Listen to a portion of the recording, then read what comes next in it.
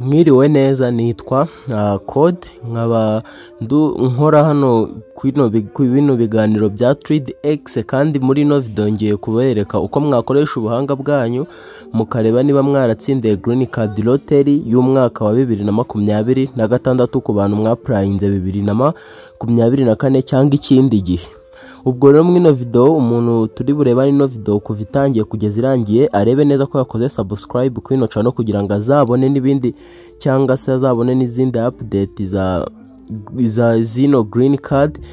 Ushobora kuba waraprayinze uno mwaka cyangwa uteganya kuzaprayinga ubutaha. Ino nuza rero ndabamenyesha ko izajya inyuraho ibintu byinshi byerekeranye nayo.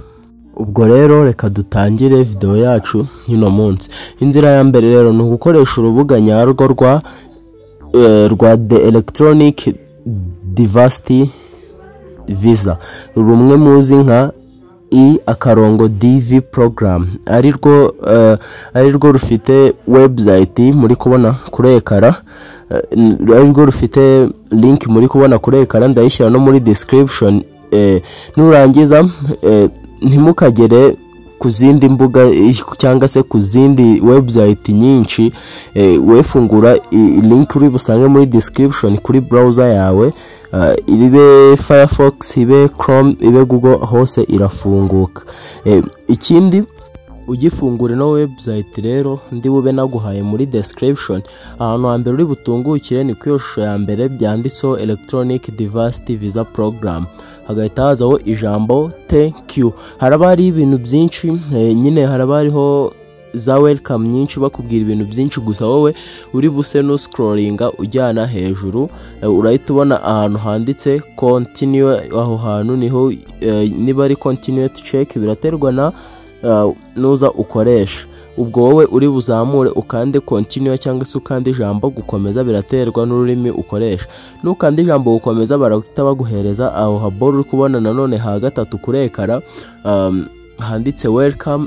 Uri kubibona ni link yabo ndi gukoresha, niho uri bukande barahita bakuzana ahantu hameze nka gutya, naho bigusaba gukanda continue. Ikindi kintu rero, mbere yuko uri bukande continue, urabanza urebe ko ahantu uri bukanda ari byo. Ubwo nyine nk'umuhanga uri bubanze ushishoze urebe ko ibintu ndi kukubwira ariko nawe bimeze, cyangwa se urebe ko na website ndi gukoresha ukuntu yanjye yafungutse ariko iri gufunguka. Bibaye byiza wareba ino video ufite indi telefone ku ruhande ndi kukubwira ibintu, cyangwa se laptop, nkajya nkubwira ibintu uhita ubikora, kugira ngo utaza kwibeshya cyangwa se ukajya usubiza inyuma inshuro nyinshi. Nzaya nkubwira ibintu, nurangiza wowe ubikore bitewe nuko nyine turi kujyana, cyangwa ufata agapapuro wandike ku ruhande. Mu rubuga rero uzahasanga ahantu hari form, numara gukanda kuri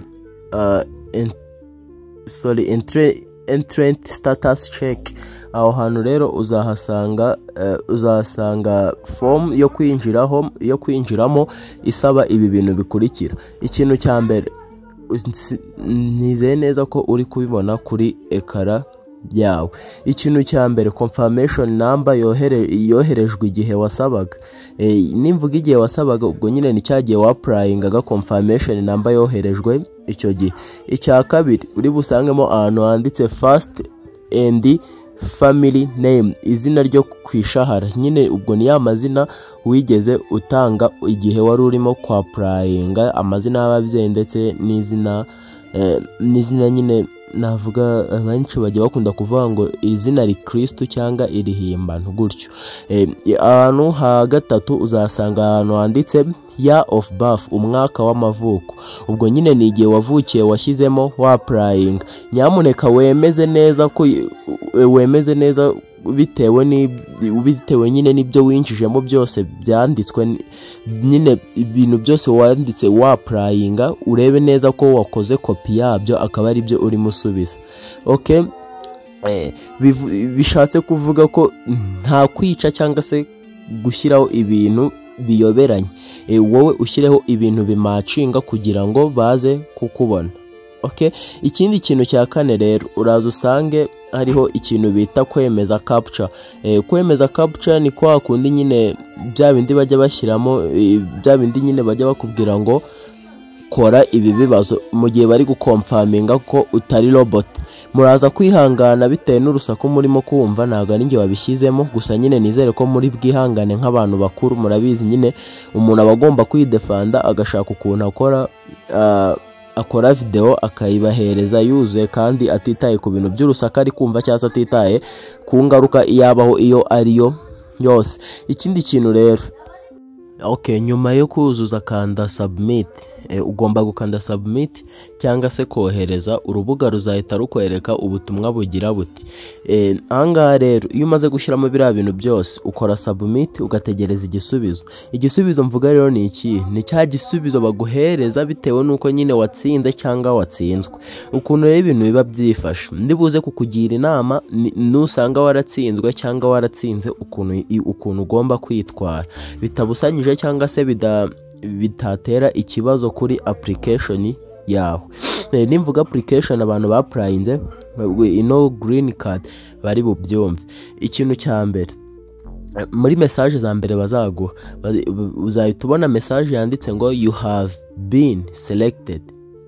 Aya ngaya ni amahirwe kuko nibandika you have been selected bazaba bagufasha, uzaba watsinze mu Kinyarwanda. Nibandika you have been selected uzaba watsinze. Aka kanya rero ntago video yari yarangira, bivuze ngo niba itararangira ntago uraba wari wamenya ibintu ukwiye gukurikira nyuma yo gutsinda cyangwa gutsindwa. Ikintu cya kabiri uzasanga you have not been selected cyangwa se ntabwo wakiwe.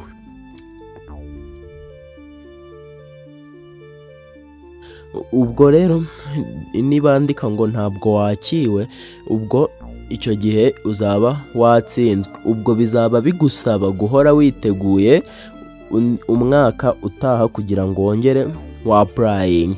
Rero ikintu uhita ukurikiza iyo usanze watsinze cyangwa watsinzwe.